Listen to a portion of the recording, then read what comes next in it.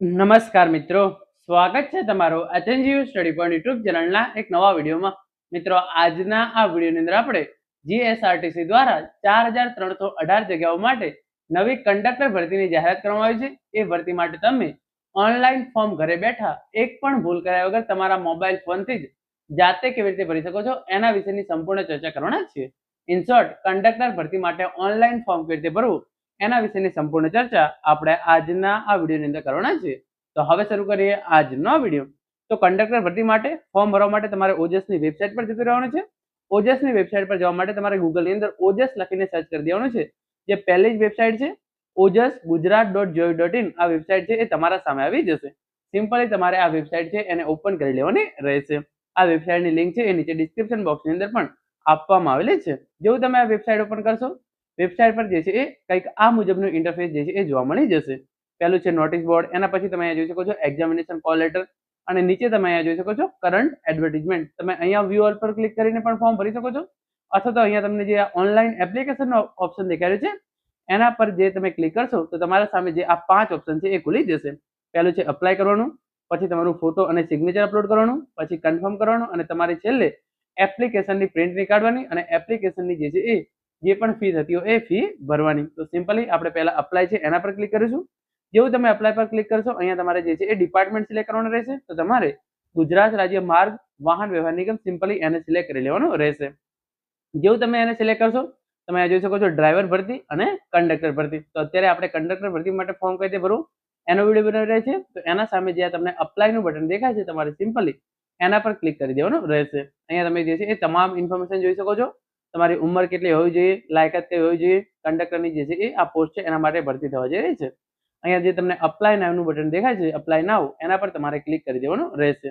તો અહીંયા તમારો ઓલરેડી રજિસ્ટર્ડ નંબર હોય તો તમે એનો ઉપયોગ કરી શકો છો. રજિસ્ટ્રેશન નંબર તમારે અહીંયા નાખી દેવાનો, ડેટ ઓફ બર્થ નાખી અને પછી અપ્લાય વિથ ઓટીઆર પર ક્લિક કરી જો તમારો રજિસ્ટ્રેશન નંબર હોય તો તમારી જે છે એ તમામ વિગતો છે એ ડાયરેક્ટ આવી જશે.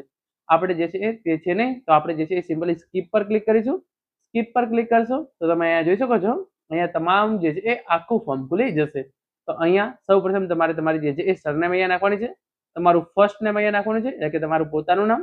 પછી તમારા પિતાનું નામ તમારે અહીંયા નાખવાનું છે. તમારી માતાનું નામ તમારે અહીંયા નાખવાનું રહેશે. એના પછી તમારે તમારી જેન્ડર છે એ સિલેક્ટ કરવાની રહેશે, અને જેન્ડરને જે છે એ રીસિલેક્ટ કરવાની રહેશે.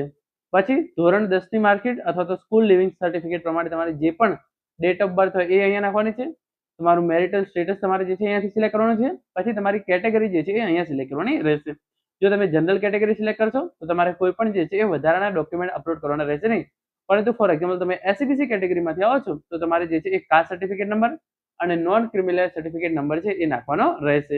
અને તમે ફોર એક્ઝામ્પલ એસસી કેટેગરીના સ્ટુડન્ટ છો તો તમારે જે છે એ જાતિના દાખલાની વિગત, અને તમે એસટી કેટેગરીના છો તો પણ તમારે જે છે એ જાતિના દાખલાની વિગત છે એ નાખવાની રહેશે. તો અહીંયા અત્યારે જનરલ છે તો જનરલ પર ક્લિક કરું છું. એના પછી તમારું જે પ્રેઝન્ટ એડ્રેસ છે એ તમારે અહીંયા નાખવાનું છે. તમારું સ્ટેટ સિલેક્ટ કરવાનું છે. એનું તમારું જે પ્રેઝન્ટ એડ્રેસ છે એનું તમારે જે છે એ સિમ્પલી જિલ્લો છે એ સિલેક્ટ કરી લેવાનો છે.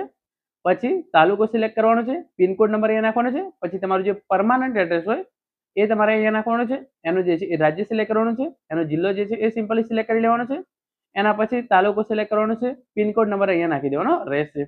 પછી તમારો મોબાઈલ નંબર તમારે અહીંયા નાખવાનો છે, કારણ કે આ ભરતી રિલેટેડ જે પણ અપડેટ આવશે એ તમને મોબાઈલ નંબર અને ઈમેલ આઈડી પર મોકલવામાં આવશે. તો મોબાઈલ નંબર તમે અહીંયા નાખશો, ઈમેલ આઈડી તમે અહીંયા નાખશો.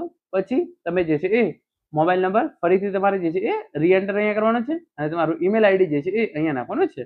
તો પહેલા અહીંયા મોબાઈલ નંબર, ફરીથી ઈમેલ આઈડી, ફરીથી અહીંયા મોબાઈલ નંબર, ફરીથી તમારે ઈમેલ આઈડી અહીંયા નાખવાનો છે. પછી નેશનાલિટી ઇન્ડિયન રહેવા દેવાનું છે.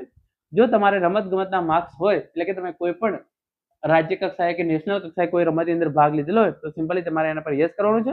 તમે યસ કરશો તો એના માર્ક્સ નાખવાનું જે છે એ ઓપ્શન ખુલી જશે. તમારા જોડે ના હોય તો એને સિમ્પલી નો રાખવાનું છે. પછી તમે દિવ્યાંગ હોય તો યસ કરવાનું છે, બાકી એને નો પર રહેવા દેવાનું છે. તમે જે છે એ દિવ્યાંગ હોય અને તમારે જે છે એ લહિયાની સુવિધા જોતી હોય તો તમારે યસ કરવાનું છે, બાકી એને પણ નો રાખવા દેવાનું છે. તમારા જોડે બેઝિક કમ્પ્યુટરનું નોલેજ છે તો એની અંદર યસ છે તો યસ જ રહેવા દેવાનું છે. જો તમે વિધવા હોય તો યસ કરવાનું છે, બાકી સિમ્પલી એને નો પર રાખવાનું છે. એક્સ સર્વિસમેન હોય તો તમારે જે છે એ યસ કરવાનું છે, બાકી નો. પછી કોઈ પણ જગ્યાએ ફરજ બજાવો છો, એટલે કે તમે ઓલરેડી કોઈ સરકારી નોકરી કરતા હોય તો તમારે જે છે એ યસ કરવાનું છે, બાકી એને નો રાખવાનું છે.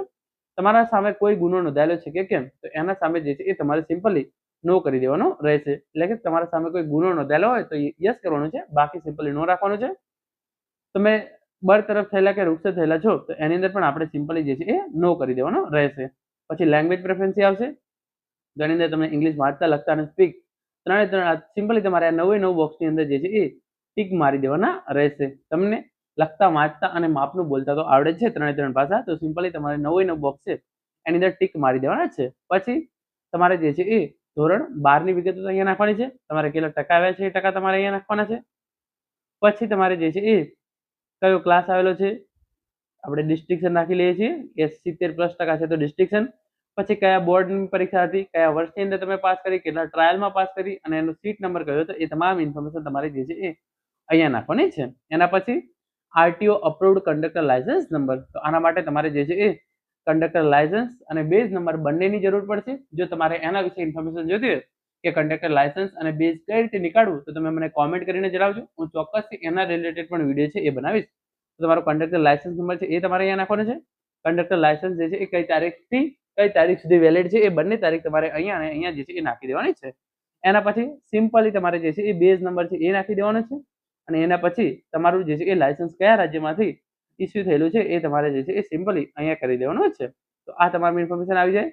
તો એ પ્રમાણે તમે જોઈ શકો છો ગુજરાતમાંથી નીકાળેલું છે, તો આ તમામ ઇન્ફોર્મેશન તમારે ભરવાની થશે નહીં. પછી તમારે અહીંયા યસ કરવાનું છે અને પછી તમારે સેવ પર ક્લિક કરી દેવાનું રહેશે. તમામ વિગતો નાખ્યા પછી જેવું તમે સેવ પર ક્લિક કરશો, તમારા સામે તમારો એપ્લિકેશન નંબર છે એ આ રીતે આવી જશે.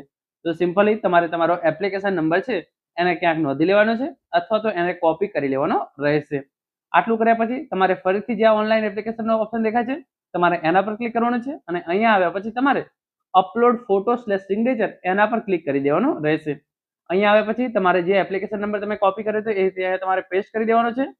એના પછી જે ડેટ ઓફ બર્થ છે એ તમારે અહીંયા નાખી દેવાની છે. તો ચલો ડેટ ઓફ બર્થ છે એ હું અહીંયા નાખી દઉં છું. ડેટ ઓફ બર્થ તમારે જે છે એ અહીંયા નાખ્યા પછી જે કેપ્ચા કોડ અહીંયા આપવામાં આવેલો છે એ કેપ્ચા કોડ છે એવો ને એવો તમારે અહીંયા નાખી દેવાનો રહેશે. ચલો આપણે એ પણ કરી દઈએ છીએ. આટલું કર્યા પછી તમારે સિમ્પલી ઓકે પર ક્લિક કરી દેવાનું રહેશે. તો જેવું તમે ઓકે પર ક્લિક કરશો અહીંયા તમારા સામે જે છે એ નીચે આટલું કર્યા પછી તમારે નીચે સ્ક્રોલ કરવાનું છે. પછી અહીંયા તમારે તમારો ફોટો છે એ અપલોડ કરવાનો છે અને અહીંયા તમારે તમારી સિગ્નેચર છે એ અપલોડ કરવાની રહેશે. તો એના માટે ચૂઝ ફાઇલ કરવાની છે. ચૂઝ ફાઇલમાં ગયા પછી તમારે ફાઇલમાં જતી રહેવાનું છે. ફાઇલમાં આવી ગયા પછી તમારે જે ફાઇલ હોય એ તમારી જ્યાં પણ પડી હોય ફોટો તમારે જે છે એ એમાંથી તમારો ફોટો શોધી અને તમારે અહીંયા અપલોડ કરી દેવાનો રહેશે. તો ચલો અહીંયા જે છે હું જોઈ લઉં છું મારો ફોટો ક્યાં મૂકેલો છે અને એ પ્રમાણે જે છે એ હું ફોટો અહીંયા અપલોડ કરી દઉં છું. તો ચલો અહીંયા મારો ફોટો છે અને એને ચૂઝ ફાઇલ પછી એને અપલોડ પર ક્લિક કરીશ. તો આ રીતે મારો ફોટો છે એ અપલોડ થઈ ગયો છે. અહીંયા પછી મારે સિગ્નેચર અપલોડ કરવાની છે. તો ચૂઝ ફાઇલ પર ક્લિક કરવાનું છે. ફરીથી અહીંયા જઈ અને તમારી જે સિગ્નેચર અહીંયા પડી હોય તો તમારે એ અહીંયા અપલોડ કરી દેવાની રહેશે. તો આ પ્રમાણે તમારે ફોટો અને સિગ્નેચર જે છે એ અહીંયા અપલોડ કરી દેવાના છે. એકવાર તમારો ફોટો અને સિગ્નેચર અપલોડ થઈ જાય પછી તમારે અહીંયા કશું નથી કરવાનું. ફરીથી જે ઓનલાઈન એપ્લિકેશનનું બટન દેખાય છે તમારે એના પર ક્લિક કરવાનું છે અને આ વખતે તમારે ફરીથી જે આ કન્ફર્મનું તમને બટન દેખાય છે તમારે એના પર ક્લિક કરવાનું રહેશે. તો જેવું તમે કન્ફર્મ પર ક્લિક કરશો અહીંયા ફરીથી તમારે તમારો જે એપ્લિકેશન નંબર છે એ નાખી દેવાનો છે. એપ્લિકેશન નંબર તમારે જે છે એ ક્યાંક નોંધી રાખવાનો છે, અહીંયા નાખવાનો છે. પછી તમારી જે ડેટ ઓફ બર્થ છે એ તમારે અહીંયા નાખવાની છે. તો ચલો ડેટ ઓફ બર્થ છે એ હું અહીંયા નાખી દઉં છું.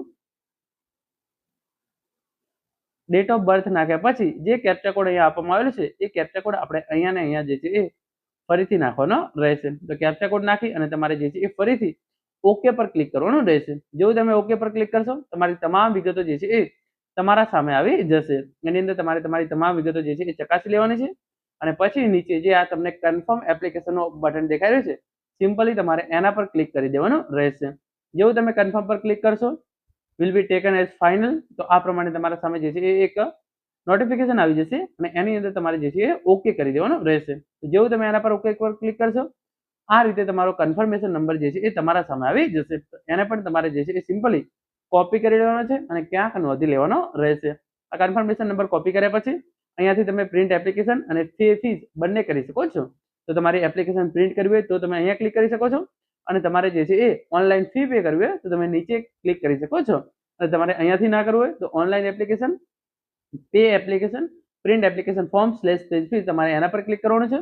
અહીંયા સિલેક્ટ એડવર્ટાઇઝમેન્ટ પર જે છે એ આપણે કયું કરવાનું છે તો અહીંયા નીચે તમે અહીંયા જોઈ શકો છો આપણે જે છે એ આપણી કંડક્ટર છે એના પર ક્લિક કરીશું. પછી આપણો જે કન્ફર્મેશન નંબર છે એ આપણે અહીંયા નાખીશું. આપણી જે ડેટ ઓફ બર્થ છે એ અહીંયા આપણે નાખીશું.